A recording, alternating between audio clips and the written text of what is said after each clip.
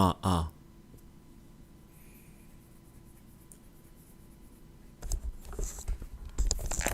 오케이.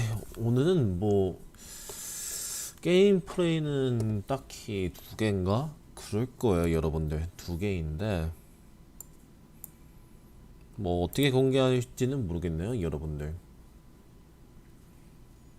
하나는 그 페이퍼 마리오이고 그 다음에는 워페어인가? 워페어는 그 샨테 그 샨테 만드는 제작사인데 그 제작사가 뭐 새로운 IP를 게임 공개하려는 건지 한번 봐야 할 것 같아요, 여러분들.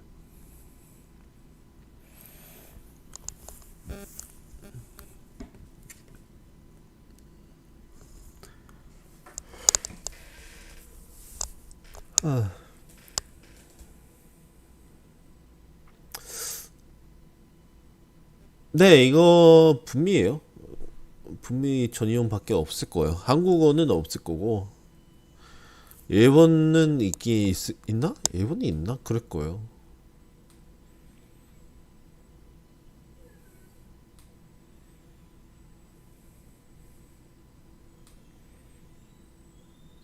어차피 이게 게임 플레이만 공개하는 거라서 딱, 야, 2시간 정도인가? 그 정도일 거예요. 그래서 혹시나 2시간 정도 뭐 볼 사람들 계신다면 보세요. 제 기억은 2시간인 걸로 알고 있습니다.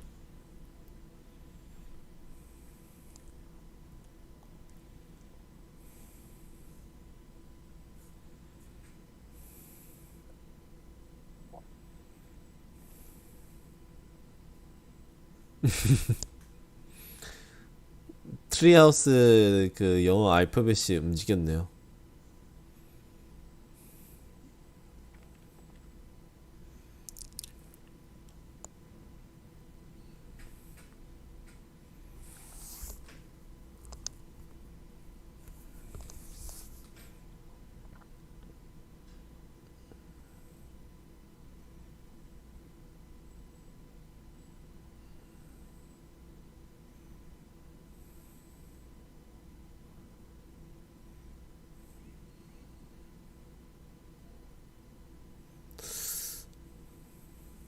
뭐 이거는 솔직히 아주 특별하다는 느낌 들지 않을 것 같아.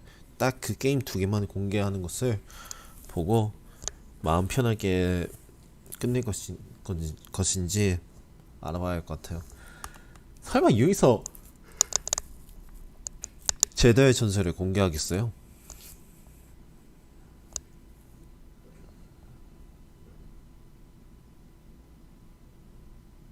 에이, 설마.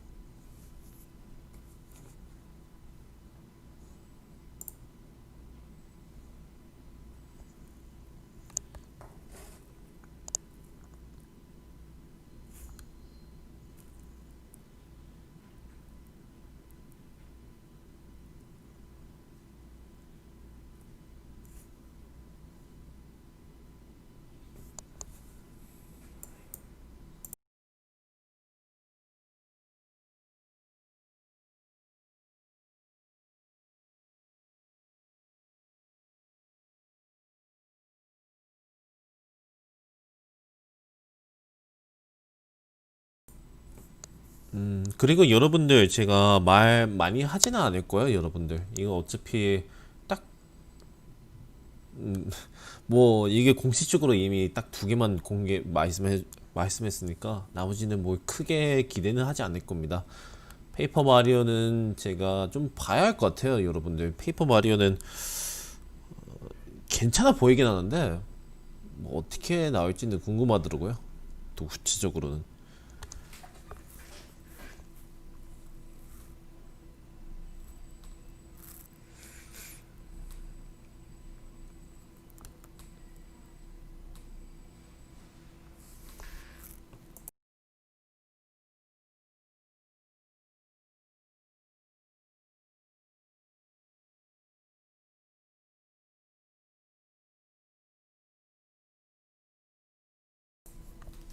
RPG의 고인 가지고 그거는 그 파업했죠.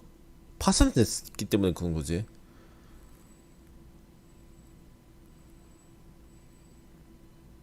네, 민우님 아니었어요.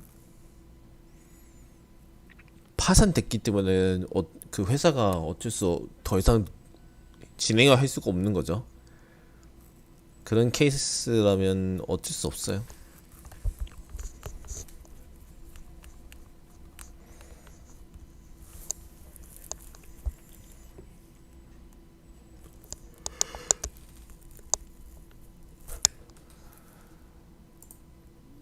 자, 이젠 6시 됐습니다. 근데 왜 파산된 거지? 흑자니까, 아니고 이제 흑자 아니고 그 적자니까 그런 거죠?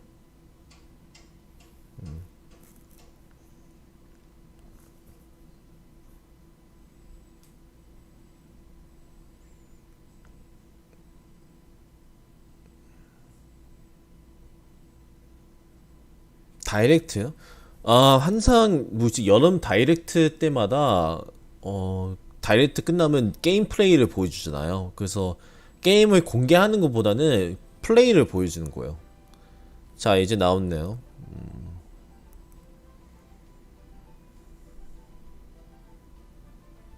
페이퍼 마리오일 거예요, 지금 내용을. Hello and welcome to Nintendo Treehouse Live. Thank you so much for joining us today. 야, 진짜. Before we get started, I'd just like to acknowledge 와, 시설 자체가 미쳤다. time doing this remotely.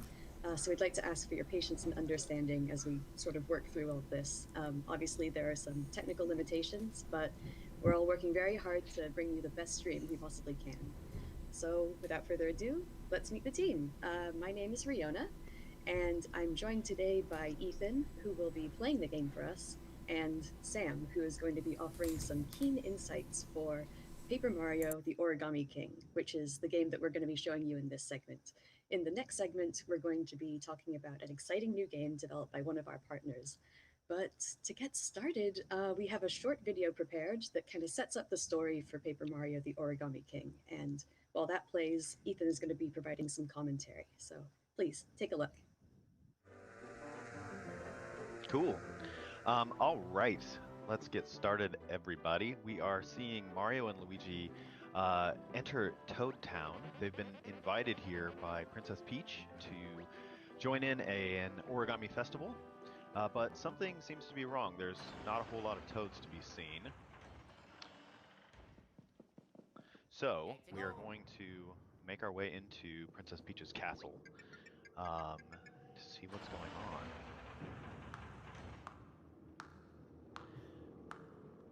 So Mario's meeting Princess Peach, familiar friend, but seems to be in a slightly folded fashion. Something seems to be off about her as well. Let's see how their conversation goes.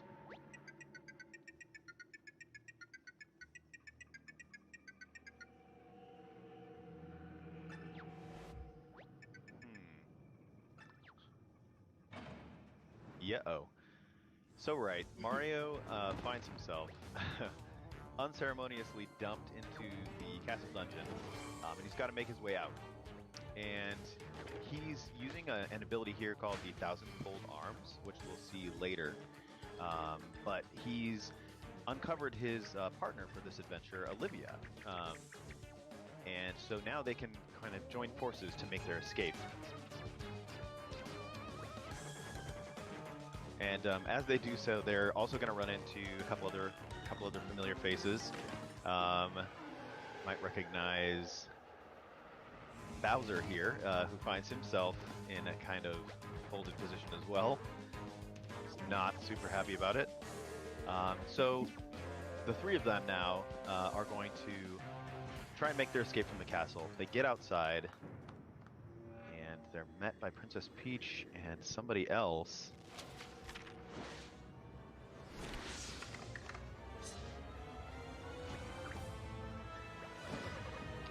That's right. It is none other than King Ollie, the Origami King himself, who also happens to be Olivia's brother. And he's unveiling his plan to take over this paper-crafted kingdom by turning everything into origami. And he's starting by wrapping up Princess Peach's castle in these 5 gigantic paper streamers, ripping it from its foundations. That's not cool at all. So Olivia and Mario and Bowser are kind of left to try and make their escape. Things don't go exactly as they were planning, and the castle is dropped on top of a mountain far away, and that is where we're going to start our gameplay. Hold on, Mario, buddy, wake up. Okay, Mario was kind of sleeping on the job there. So here we go. All right. So, as you saw, King Ollie abducted Princess Peach's castle, but that's not all he's done. He's also folded up Bowser's minions from paper into origami. So you can see a little origami Goomba up there. Those are King Ollie's folded soldiers, and some of his other minions have gone through the world and torn these terrible holes in it. And you'll see, I think Ethan did a bit earlier, he's collecting little scraps of confetti so that he can fill in these holes and hopefully rebuild this world that was destroyed a little bit by King Ollie and his minions. Yeah, and as the camera pitched up there when So I'm Olivia just using was some talking... confetti here. Oh, sorry, Ethan. Go ahead. No, go ahead. Oh, I was just saying, as the camera pitched up, you could see that the red paper streamer in the background, and that's one of the streamers that wrapped up Princess Peach's castle in the video that we saw. And that's going to be our goal, is to try and get up and deal with that paper streamer. Oh, look at this lovely little butterfly. Oh, and little something hiding in the wall. So that's another thing that King Ollie has done, is he's taken all of the toads from Toad Town and hidden them all about the world. So you'll notice that when you first came to Toad Town, it's completely empty, and now you find them, you refill them. But now we're in a battle, and I'm hoping that Sam can talk about this a little bit. Yeah, oh, I love the battle system in this game. Okay, so the battles happen in two different phases. You've got this ring-based puzzle portion, and then you've got your familiar Paper Mario timing-based attacks. And the way Ethan solved that puzzle is by moving all of the enemies into a position where he could attack all of them at once using this jump attack here, where he is getting excellence all down the line. Nice job, Ethan. Thank you. Yeah, and he's racked up all these bonuses too, which are giving him a ton of coins. Sorry, Riona, go ahead. That's exactly what I was about to say. No, great minds think alike. And you'll see that using confetti can also help you discover little secrets, maybe reach items like this question block that you wouldn't otherwise be able to reach. And if you look up the road here, you'll see a little Koopa Troopa just hanging out. Oh, I think Ethan, he has something to say about this little Koopa Troopa. I was just actually gonna say, so you folks can notice that, like, as I'm using confetti to fill in holes, you'll see I also will need to gather more, and so you get it from a bunch of different sources, and you've got a little confetti bag icon in the top left of your screen, and you'll see that refill and change colors, go back to green as you gather more confetti. So you're kind of using it and then needing to find more, and it's kind of a fun cycle to go back and forth on. Definitely. Yeah, it's a lot of fun. What I was going to say about the Koopa Troopas is that they are paper like Mario, so it's a kind of like paper versus origami sort of situation in this game. Oh, and another exciting battle. Sam, why don't you tell us what Ethan's going to do here? Yeah, so this one's a little bit different. So as you saw in the first battle, he lined all of the Goombas up in a straight line, and that's the way you get the enemies into an arrangement for your jump attack. But for a hammer attack, you want to arrange them in this kind of 2x2 formation, like the Shy Guys are right here. And when you solve the puzzle portion of the ring system of the battle, you get a 1.5 times damage boost. So it's really helpful for getting through these battles quickly and racking up those bonuses at the end. Nice work, Ethan. Thanks, guys. It's good to know I've Making it got look so easy. good support and my buddies watching me here. I love that little pose, that little flourish that Mario does when you get an excellent on the last enemy in the line. Yeah. Oh, yeah. He mugs for the camera pose. a little bit. So we're going to go down here so and see what those Koopa Troopas were getting all flustered about. And here they are.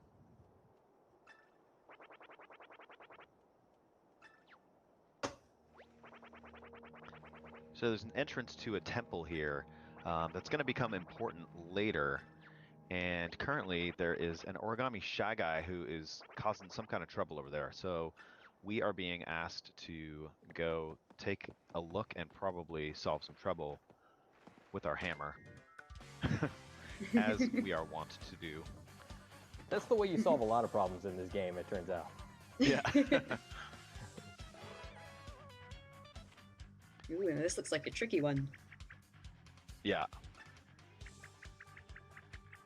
Yeah, Olivia's given you a helpful hint here about using, you can use coins to extend the timer for the ring puzzle. And I think you might need to heed her advice because this one's a little more complicated. I'm gonna add some coins on, and I'm gonna take a look here where I should move these guys. That doesn't look right. Yeah, so in the other battles that we've seen up until this point, you've seen Ethan choose one of the concentric rings and rotate it. But in order to solve this puzzle, you're going to need to do something else also, which is you can choose one of the diameter lines of the ring and slide all of the enemies along that line. Ethan is also showing off something else here where you can pay the toads in the audience to cheer for you, and they'll have various different positive effects. Like there, you saw them toss Mario some health. They actually solved a portion of the ring puzzle for Mario and helped Ethan out there. They also tossed some junk at the enemies, doing a little bit of damage. Right, and as you find more toads throughout, playing the game, hidden in the world, you'll see that the stands start to get more and more full, and you get more toads, obviously. They say really hilarious things while you're fighting, and actually the things that they'll do to help you, it gets better the more you have. So there is definitely an incentive to find lots of toads, even if you're not a completionist like me.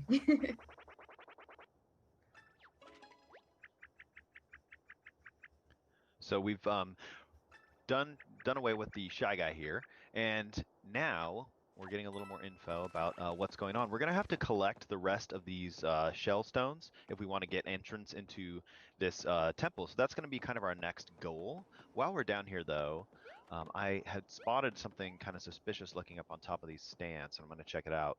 So there's these cracked rocks here I'm going to hit with my hammer, and we're going to reveal one of these magic circles that we saw earlier that's going to let us use the thousand-fold arms again. And I'm using motion control right now to extend my arms and then find a spot I can interact with and then whack the wall here.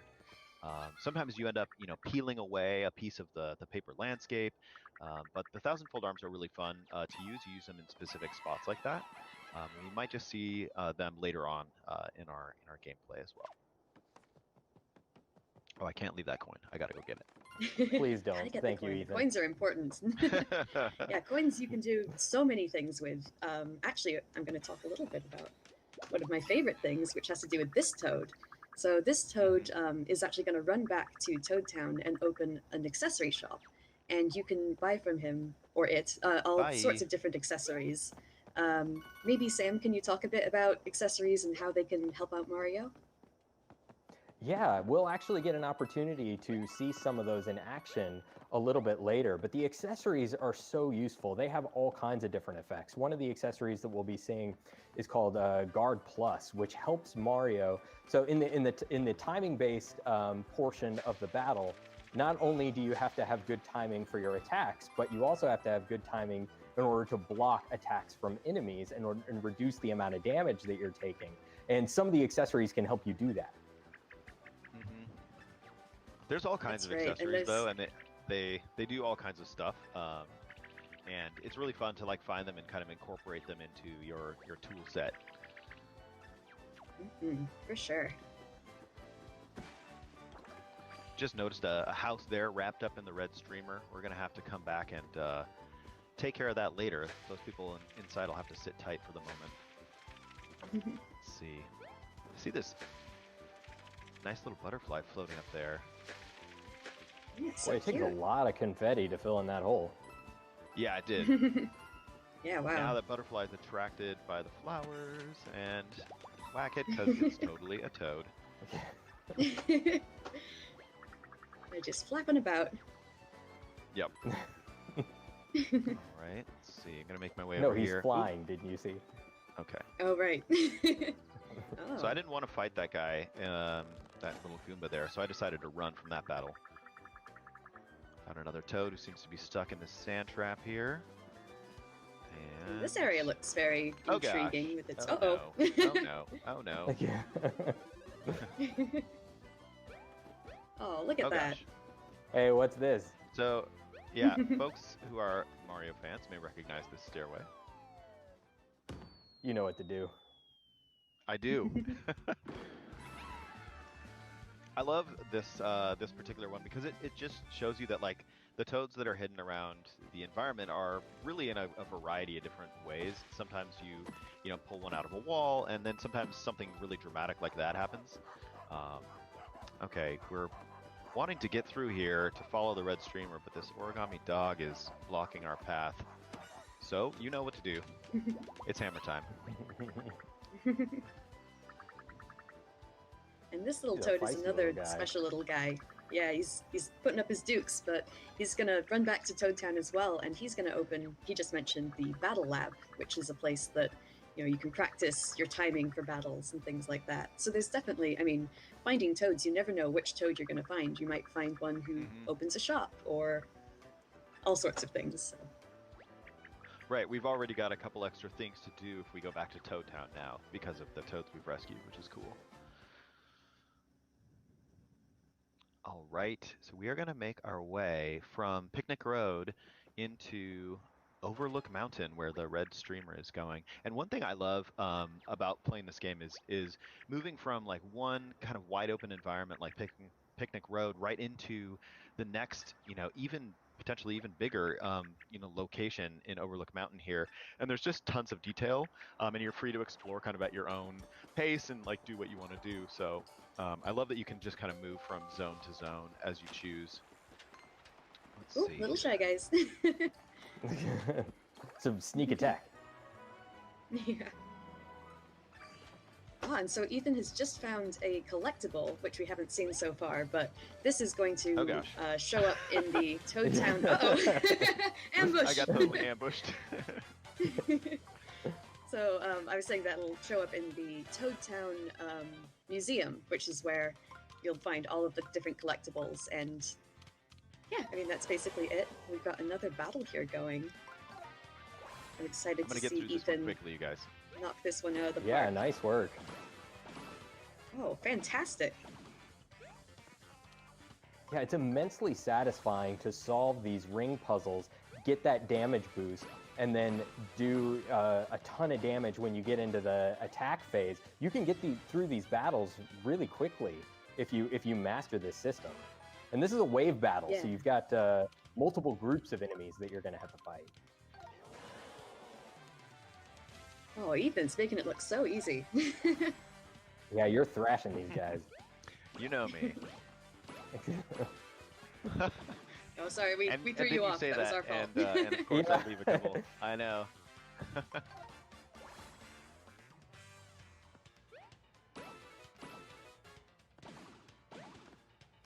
One of the things I It really happens, love is though, seeing the little comments that the toads in the stands have, because some of them are just so hilarious that it's almost distracting, honestly.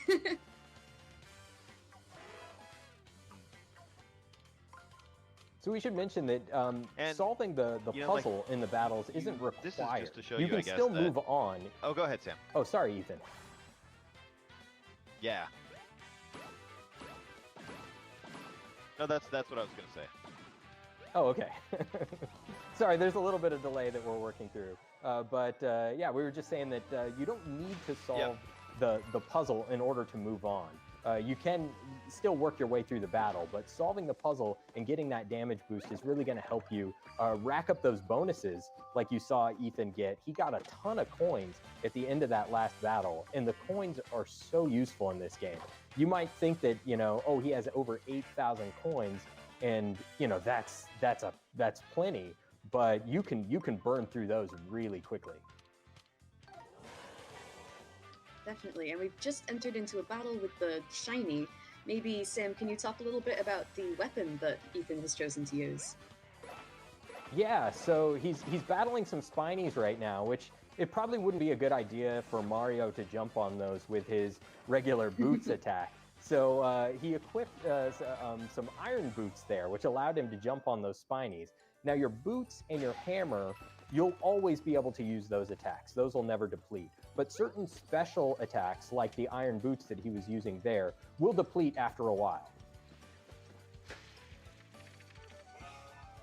Very true. And one thing that I just wanted to point out, it's very little, but something I enjoy is that when you finish a battle, the enemy kind of explodes into this like giant cloud of confetti, and it really makes you feel like it's celebrating your victory. Just little things I really enjoy. Oh, and here we're at Monty Mole. Looks like he's hawking something and wants to know if you'd like to buy it.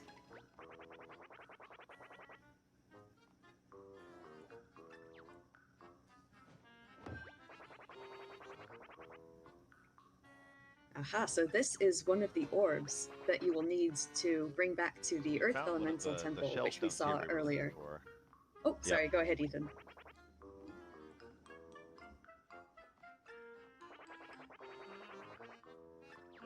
Oh no, you were saying the exact same thing I was.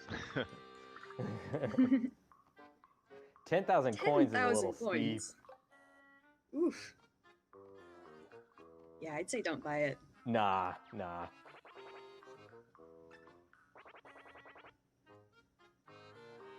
We can get him down to a cheaper price. Yeah, we can do better than that, Mr. Definitely. Mole.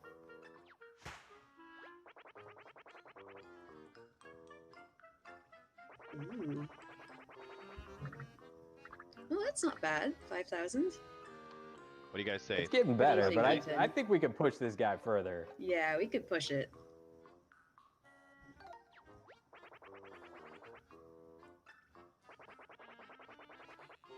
I didn't even have 10,000 to start with. Okay. Ooh, 3,000. That sounds okay. Can we I'm gonna push say him no. lower?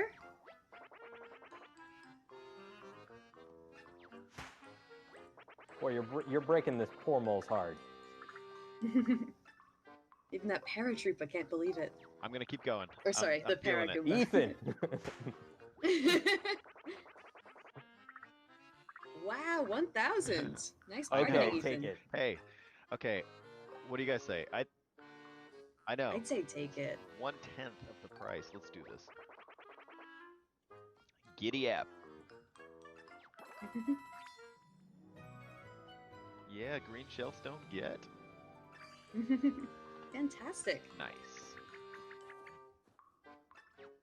This is just one example of the many So, really I think enjoyable, we're gonna fun take this NPCs. opportunity to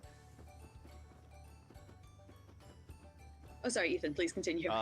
and we're gonna cut away here, and we want to show you some of the boss battle action that this game has to offer. So I'm gonna switch over to that, and while I'm doing that, you guys feel free to chit chat. Yeah, Yeah, one of the things that Ethan touched on just a little bit when we first walked into Overlook Mountain is the environments are connected organically into this big world to explore, which is one of the new things about this game that I really love. In previous titles in the series, you had the environments were separated into kind of this Super Mario World style overworld map. But here you've got this big connected world, and it feels much more like this big place to explore where you could backtrack into areas that you've been before and maybe find some of the hidden toads or fill in some of the not bottomless holes that you might have missed. But I don't want to keep talking because we're getting to the red streamer here. Ooh, yeah. So we've finally Yeah. found the end So of we've the actually- red streamer that we saw earlier. Go ahead. Oh, sorry. Yeah, we're gonna try to unravel this and maybe see if we can get that part of Princess Peach's castle set free. It looks like Mario's jump doesn't have enough oomph in it.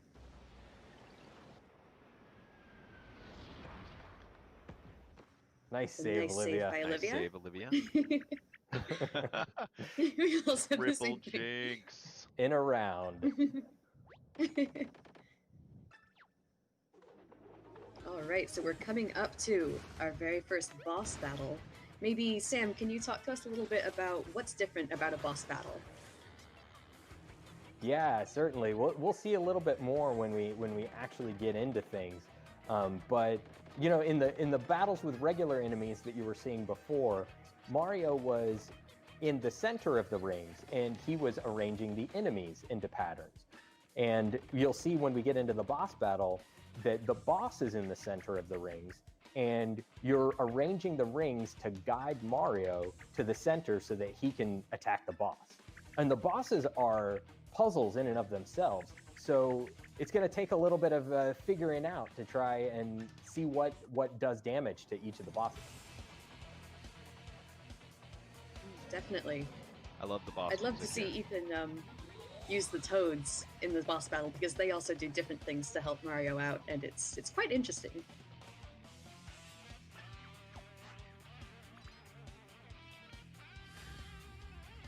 Yeah, so those are some of those accessories that we were talking about earlier.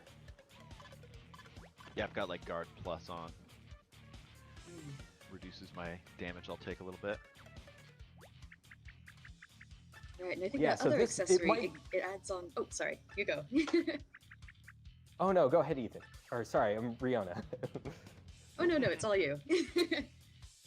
No, I was just gonna say that it looks kind of daunting at first, but it'll make a lot more sense when you see Ethan start moving. So Mario is gonna travel on the path as dictated by these arrows.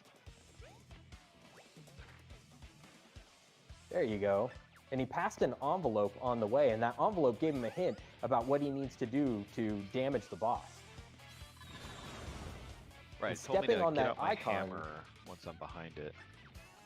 Yeah. So I'm gonna do that. And he passed that on icon that was in Mario's path, so he activated it, and that turned on those magic circles, which could be useful later.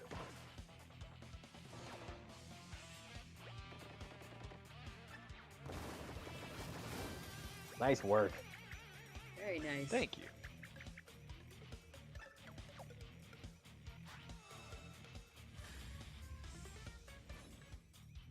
All right, let's see. Now I need to get in front, I think. So I'm going to move this attack icon in front, and then what else do I need to do?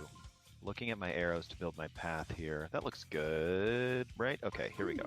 That looks... Oh no. I think... Oh no, I made okay. it, okay. Very good, yeah. Sorry. I Had you thought worried that there for a up sec, arrow Sam? was in your path. Fear not. I was born to stomp. Okay. Nice Oh, block. nice My block in, nice. Yeah, and you saw that Guard Plus pop up, so that that accessory that Mario has equipped has helped him out there. This is starting to get pretty daunting. Yeah, he's pretty this might be unrelenting time with to those missile Call on pencils. some little bit of toad help, maybe? Yeah, you might want to Okay. enlist some help Yeah, here. I'm looking at this. There's a lot more icons on the battlefield, as you can see, and what I'm going to do, right, is take Sam and Riona's advice and call on my toads by spending coins. Ooh, big Boy, spender. 999, you're splashing out. High roller. All right. Sam, do you want to tell us what's going on here? Yeah, so in addition to tossing Mario some health, the Toads also activated kind of a guideline on the battlefield. So it doesn't show you where you need to go, but rather what Mario's current path will be based on the formation of the rings as they are. And it updates in real time as Ethan was adjusting the rings. Yeah, So very having turned handy on little the tool for the boss arms battles. here, I'm gonna get them out and use them in the battle here. So you can use them in the environment, but also they have a role in battles as well. Ooh, my arms are going nuts there for a second. Grab with the LDR, close that lid. Get it together, Mario. It's more like me, actually. I think Mario's doing fine. Nice work. Very nice. if you get really good at the ring system in these boss battles, you can set up this really elaborate movement structure where Mario just kind of sweeps the board and collects absolutely everything there is before landing on the final spot that you need to damage the boss.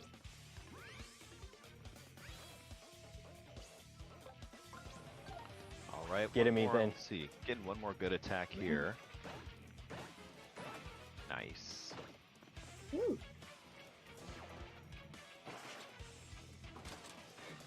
Oh, he got me. Ooh. All right. Well, we're doing some good damage. As you Yeah. can see. He's definitely Yeah, I not haven't done been yet. hit by his colored pencil missiles yet, so that's good. No. Let's see here. Yeah, that's right. That's another important thing to mention. You can see those like targeting reticles that are on the ring system, and Ethan has been doing a really good job of avoiding those up until now. I think I'm gonna do one more quick attack here with the thousand-fold arms.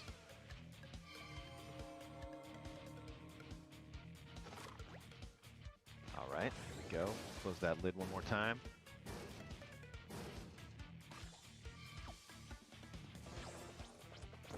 Kind of found a good pattern that's working for me now. Yeah. All right. He's And on his I last guess we'll legs. just jump ahead one more. Let's see. I need to bring that there. Bring this over here. Yeah, I think Ethan that should touched on work. it very briefly, but you see those icons with the fist on them. That's an attack icon, and you need to position that in Mario's final spot in order for him to be able to take an attack action when he reaches the boss. Right. If that wasn't there, Mario would reach that spot and just fall over, which is Yeah. kind of sad. All right. Nice block. Very nice. Oh, So he's not happy at all. I've been kind of Yeah. doing some damage on him, so he's getting out some sort of Gatling gun attack here. Yeah, goodness gracious. Yeah, something tells me what you've been doing up until this point isn't gonna cut it anymore. But No, yeah. but I think we're gonna have to call it here, because Yeah, like we said, we you know, don't the wanna show bosses. everything. Yeah, the bosses are puzzles, and we don't want to show you the solution to the puzzle, as you know, especially because the game is coming out in just a short amount of time. Ethan, when is everybody going to be able to get their hands on this? So this is coming out on Friday, July 17th. It's super colorful, really fun, lots of super fun areas to explore, and paper enemies to defeat. So please, I hope everybody will check it out. Yeah, awesome. So thank you so much, Riona, and thank you, Ethan. And as we head out, we're going to play the announcement trailer one more time for those of you who might have missed it. And also because the announcement trailer does a really good job of highlighting some of the various environments that this adventure will take you that we couldn't hope to show you in just a single Treehouse Live segment. So stay tuned for that. And right up and coming up, we're going to be taking a look at a brand new game. So stick around. Thanks, everyone.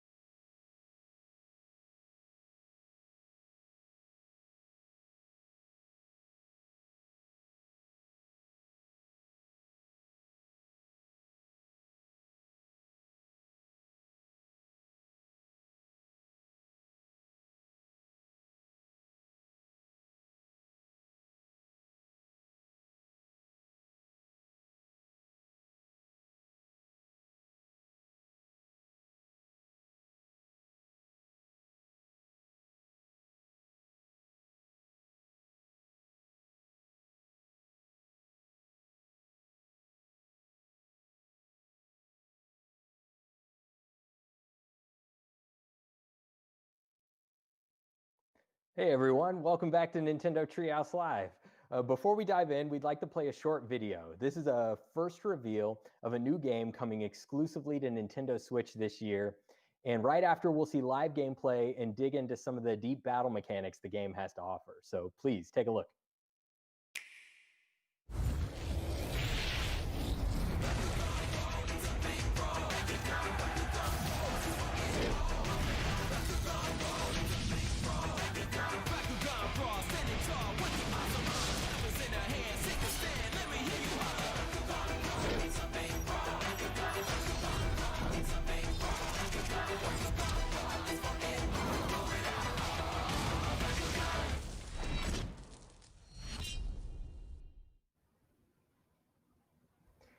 Hey, welcome back. So Bakugan, Champions of Vestroia. Let's introduce everyone. I'm Sam, and I'm here with Tyler from Nintendo, and two special What's up, guests. everyone? We've got Steve. Hey, Tyler. We've got Steve Robert from Spin Master. Hey, Steve. Thank you for joining us. Hello, Brawlers. And we've got Kenny Ilko from WayForward, one of my absolute favorite developers. And we want to shout out a special thanks to publisher Warner Brothers Interactive Entertainment. So Kenny and Steve, thank you, welcome, and let's see the game. Let's jump in. All right, let's go over some features first. In Bakugan Champions of Vestroia, you are the hero in an epic action role-playing game with an original story expanding on the hit TV series and toy franchise. We've designed a unique, real-time, and turn-based brawling system offering pick-up-and-play ease and layers of strategy to discover. There's plenty of depth in our game, including faction resistance, increasing your Bakugan stats via in-game progression. Plus, you can selectively modify up to 4 special ability slots for each Bakugan on your team before and after the battle. In addition to brawling, which you'll be doing a lot of in our game, explore an RPG world across a variety of environments and engage in over 100 quests.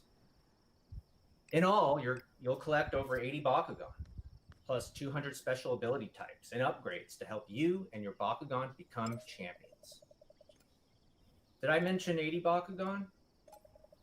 Actually, it's 81, because we've listened to our fans and we're bringing back Leonidas. Lastly, we're proud to announce in Bakugan Champions of Vestroia, you can play against brawlers around the world and online head-to-head multiplayer. All right, Kenny, let's get our brawl on. All right, we'll pick up the first fight down here. So I'm basically jumping in a mid-story quest here. I was sent by a local kid to go and do some practicing before some tournaments coming up.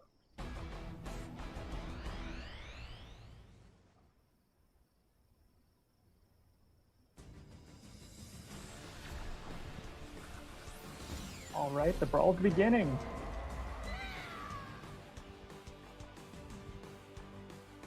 Yeah, immediately you get a sense for just how huge they are.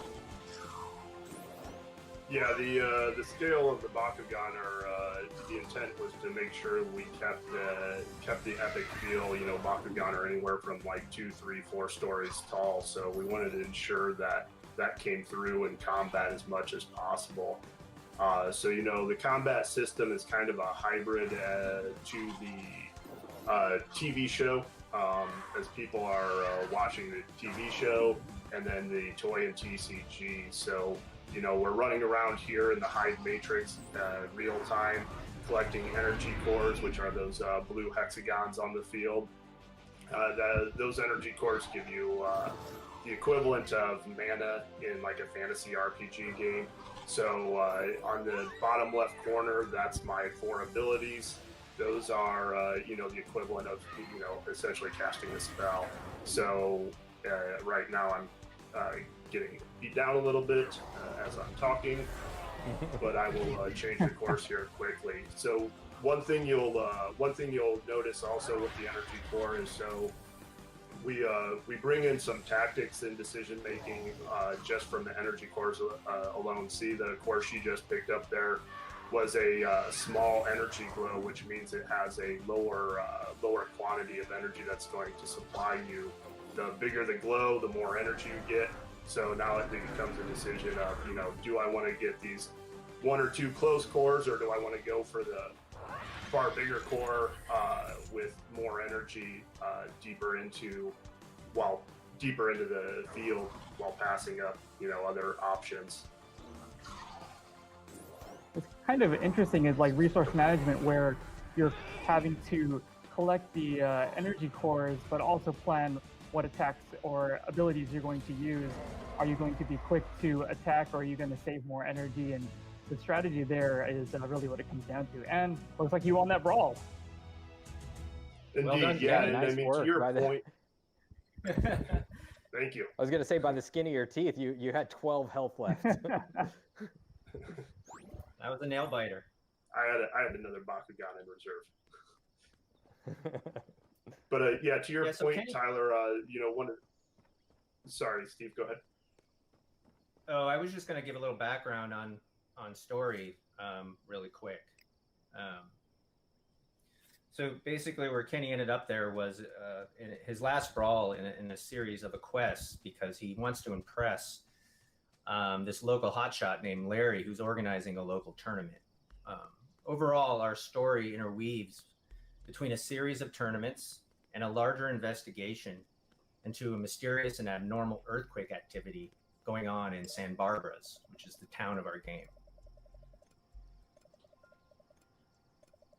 Yeah, So I do that's like there's a basically lot of where you focus see on me the here. brawling, but there's all of these other elements going on in the game that you're going to want to, you know, I guess constantly track on top of just your brawling strategies, right?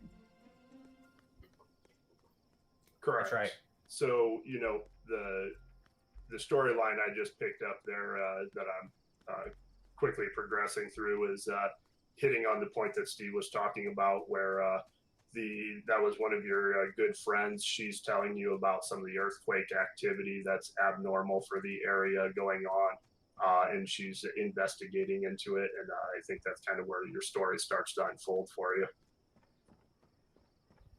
So now I'm just kind of taking back my poster pieces that I had found for Larry. Oh, got one more quick thing to do for Larry. Pick up an item he lost here at the lake. But returning back to the combat, you know, you're going into combat with a team of 3 Bakugan, and once you collect up to 3.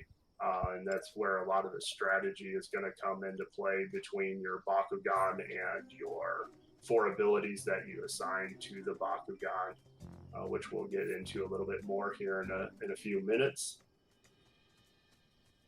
Just something that I kind of noticed that maybe others may have noticed as well is that your Bakugan you are actually talking to, but in battle they're so much larger. And do you mind kind of going into a little bit of that relationship that you have with your Bakugan? Yeah, absolutely. So, you know, Bakugan are sentient beings in the universe. So what you actually also might have noticed is that the Bakugan appears slightly different, not just smaller, but a little bit different. So when Bakugan are not in battles, as they so frequently love to be in, they actually are smaller, much smaller in toy size, much like the real toy. And they, you know, your Bakugan are someone that you're actually befriending as you go. That's pretty awesome. So, you're going to we- build that relationship with your Bakugan as you continue to find more and change up your roster. Correct. I see a familiar face. So there he is, Dan Kuzo. Infamous Dan Kuzo. Yes. So the awesome brawlers from the TV show again. You know, you're going to get appearance from Dan here. Dan is kind of your tutorial guide. Much like they do in the TV show, they will be streaming little information for you to help guide you through the game and get you going on your strategies and just your overall open world experience. So here he's telling us about, I just got a Baku ability card from Larry, and he's telling me how I can assign it to a new Bakugan. Again, one of the layers of strategy that you're going to have to consider is that every Bakugan ability is associated to a single faction. So there's 5 factions: Pyrus, Heos, Darkus, Aquos, and Ventus. So as you collect Bakugan ability cards, as you can see, there's 5 here. There's only 4 there. You'll start to get basically what's the equivalent of a mini deck building opportunity. So you get all these cards that are part of your deck to assemble, and your deck is really just the 4 abilities that you're assigning to each Bakugan when you go into the fight. And now Larry is. So that's where a lot of the strategy comes in. Oh, I'm sorry, Kenny. Go ahead. Oh no, absolutely. I was just saying Larry gives me more loot here. So yeah, you are correct. That is a lot of where the strategy is coming in. So personally, right, for you, oh, go ahead, Tyler. Sorry. Sorry. I was just saying, personally for you, Kenny, what kind of strategies do you like to implement with your Bakugan? Are you more of a going in guns blazing head first, or a little more strategic on adding more kinds of buffs or recovery? So it's a good question. The Bakugan factions actually kind of draw their own strategy. So again, leveraging as much as we can from the TCG and bringing that experience into the game for the different players that'll recognize, a lot of the factions have their own playing style. So I generally try and adapt a playing style to the team I want to go in there. But when I have my druthers, I like the balance of Aquos and all its things it can do. But if I'm coming at you with a Pyrus Dragonoid, I will just bring an aggressive attack approach. Hey Kenny, what does she have for you there? She's telling us about something she saw at the fountain over here. Oh, there's a little sparkle. Check that out.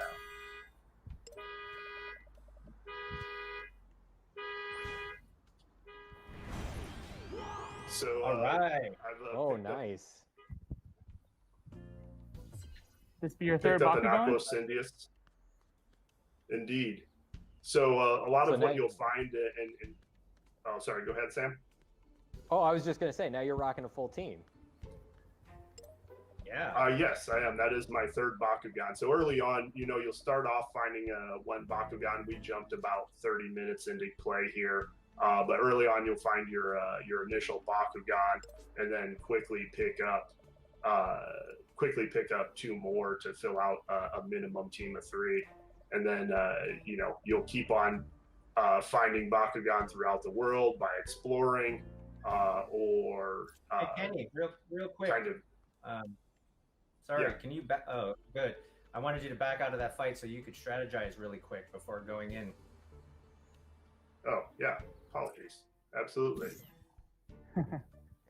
Yeah, so you could see as he was engaging in conversation, they were about to start a brawl, but you got a sneak peek at your opponent's lineup, and that gave you an opportunity to, as he was saying, drop out and then maybe rework your own team to counter what your opponent's going to be bringing into the brawl.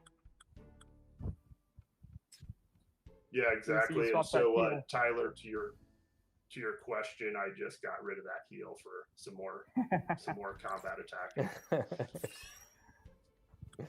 Give I hope that doesn't come back to bite you. Dragonoid. I also hope it does not come back to bite me. I'm going to do it with my Aqua Syndius. We'll see shortly. I do like how you're able to switch out those abilities, and I think that adds a lot of depth to the battles, not only in game, but if I'm not mistaken, you'll be taking that online as well, correct? Correct. That's absolutely right. So, whatever team and abilities you've built up throughout story mode is exactly what you're able to take into an online brawl. So there's the 2 Darkus that he's bringing into the brawl with him. Time to drum up. do this. Yeah, good luck. Yeah, and one of Hope the that other firepower things, comes in handy.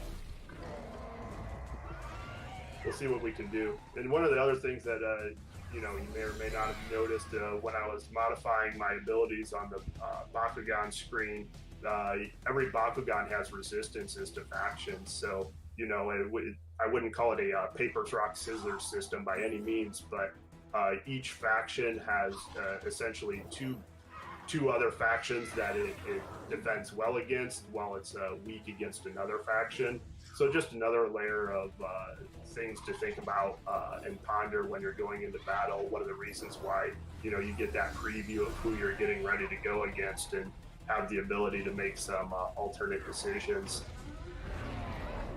I have to say, your opponent more has been Bakugan. pretty quick to swap his Bakugan between the two that he has, and really fast. Right. Yeah, he appears to have not liked his matchup to my Dragonoid originally.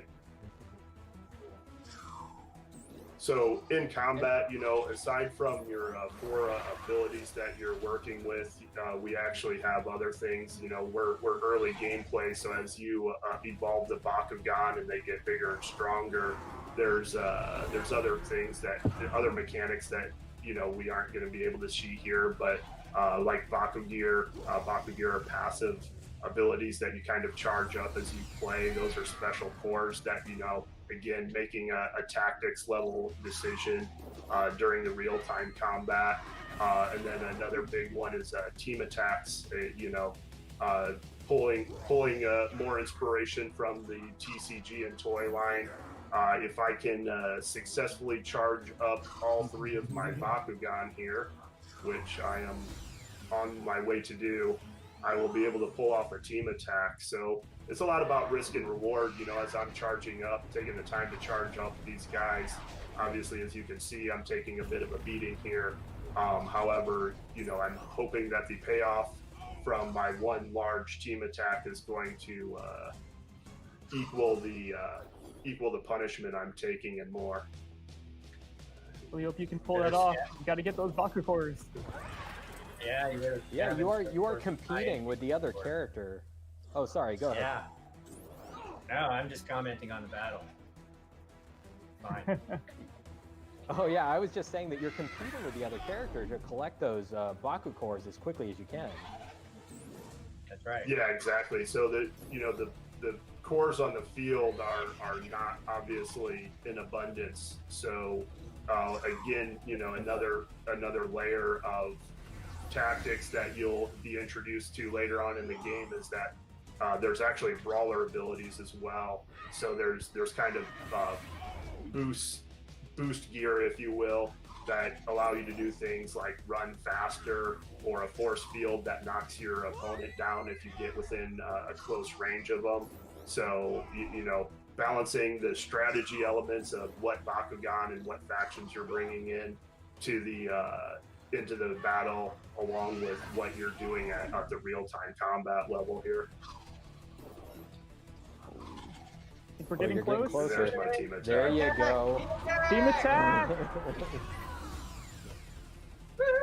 Yo, 1 hit. That was worth it.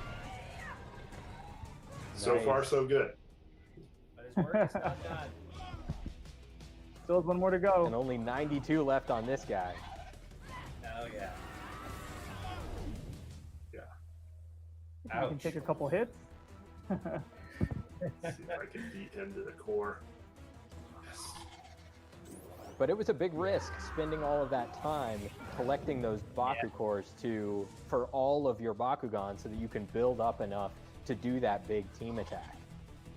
Yes. Yeah, absolutely. And the later you get into the game, the riskier that kind of decision becomes. I have a little bit of an edge as I'm a 3 versus 2 advantage on him, but very soon in the story progression, you're going to be facing strictly 3-on-3 battles or brawls.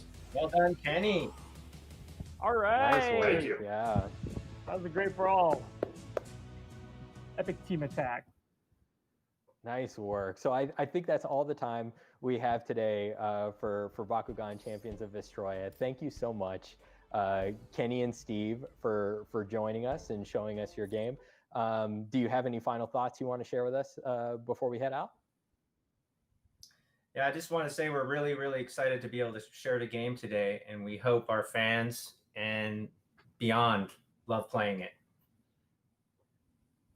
Yeah, and All right, thank you for the opportunity to be on Treehouse. And we've loved working with Spin Master on the IP, so it's a great opportunity. And we love working with Thank you Wave guys. Forward. Thank you. Yeah. Thank you, Kenny and Thanks a lot, Steve, and thank guys. you, Tyler. Thank you, Tyler, for joining us. I hope everyone enjoyed what you saw today. Thanks for tuning in. Stay safe. Bye, everyone.